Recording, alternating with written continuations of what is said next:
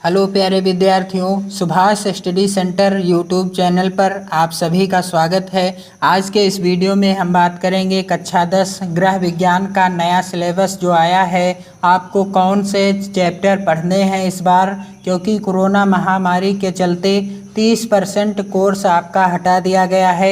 इस बार आपको सिर्फ और सिर्फ 70%, जी हाँ 70% कोर्स की ही तैयारी करनी है। तो आइए स्टार्ट करते हैं। इस वीडियो के द्वारा आप जानेंगे गृह विज्ञान में आपको कौन कौन से चैप्टर पढ़ने हैं, कौन कौन से चैप्टर के महत्वपूर्ण प्रश्न आपकी बोर्ड परीक्षा में आएंगे। तो स्टार्ट करते हैं। सबसे पहला चैप्टर आपको पढ़ना है शिक्षिका द्वारा प्रतिदर्श बजट का प्रदर्शन। सबसे पहला चैप्टर आपको क्या पढ़ना है? शिक्षिका द्वारा प्रतिदर्श बजट का प्रदर्शन, जो कि आपके गृह प्रबंध के अंतर्गत आता है। किसके अंतर्गत आता है? गृह प्रबंध के अंतर्गत। दूसरा चैप्टर आपको पढ़ना है आय, व्यय और बचत डाक खाना और बैंक के माध्यम से। आय, व्यय और बचत डाक खाना और बैंक के माध्यम से। तीसरा चैप्टर आपको पढ़ना है गृह गणित। गृह गणित के अंतर्गत आपको सरल गणनाएं पढ़नी है। अगला आपका स्वास्थ्य रक्षा। स्वास्थ्य रक्षा के अंतर्गत आपको चौथा चैप्टर कौन सा पढ़ना है? जल स्रोत तथा उपयोग। जल स्रोत तथा उपयोग।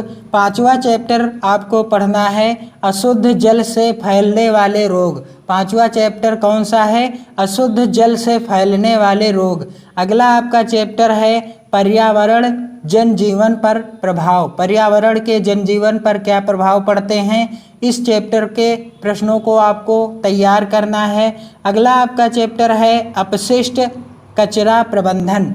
अपशिष्ट कचरा प्रबंधन से संबंधित प्रश्नों को भी आपको तैयार करना है। अगला खंड गा है आपका वस्त्र और सूत विज्ञान। वस्त्र और सूत विज्ञान के अंतर्गत आपका 8वां चैप्टर है सिलाई किट तथा हाथ व मशीन की सिलाई। सिलाई किट तथा हाथ व मशीन की सिलाई। अगला आपका भोजन तथा पोषण विज्ञान। भोजन तथा पोषण विज्ञान के अंतर्गत आपको भोजन पकाने एवं परोसने की मुख्य विधियां, इस चैप्टर को भी आपको पढ़ना है। भोजन पकाने एवं परोसने की मुख्य विधियां कौन कौन सी हैं, इस बारे में भी आपको पढ़ना है। और 10 नंबर का चैप्टर है आपका विभिन्न रोगों की अवस्था में क्या क्या आहार होना चाहिए, यानी आहार कौन कौन से लिए जाएं, इस चैप्टर को भी आपको पढ़ना है। अगला आपका कौन सा चैप्टर है? प्राथमिक चिकित्सा तथा गृह परिचर्या के अंतर्गत आपको चैप्टर पढ़ना है अस्थि भंजन या हड्डियों की टूट और मोच। अगला आपका चैप्टर है श्वसन तंत्र का प्रारंभिक ज्ञान। श्वसन तंत्र का प्रारंभिक ज्ञान। अगला 13 नंबर का चैप्टर है आपका प्राकृतिक एवं कृत्रिम श्वसन क्रिया। प्राकृतिक एवं कृत्रिम श्वसन क्रिया। 14 नंबर का चैप्टर है आपका रोगी को स्पंज कराना, गर्म सेंक तथा ठंडी सेंक हेतु बर्फ की टोपी का प्रयोग। रोगी को स्पंज कराना, गर्म सेंक तथा ठंडी सेंक हेतु बर्फ की टोपी का प्रयोग। अगला चैप्टर आपको क्या पढ़ना है? नाड़ी श्वास गति तथा ताप का चार्ट बनाना। नाड़ी श्वास गति तथा ताप का चार्ट बनाना। तो विद्यार्थियों, आपको सिर्फ और सिर्फ इस बार 70% कोर्स की ही तैयारी करनी है।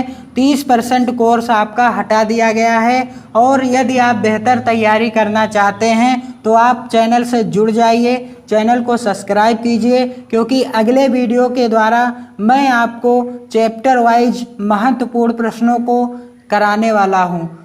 आप सभी का आपके अपने YouTube channel Subhash study centre पर स्वागत है। आप चैनल से जुड़िए और यूपी बोर्ड परीक्षा 2021 की सबसे बेहतर तैयारी कीजिए। जय हिंद, जय भारत।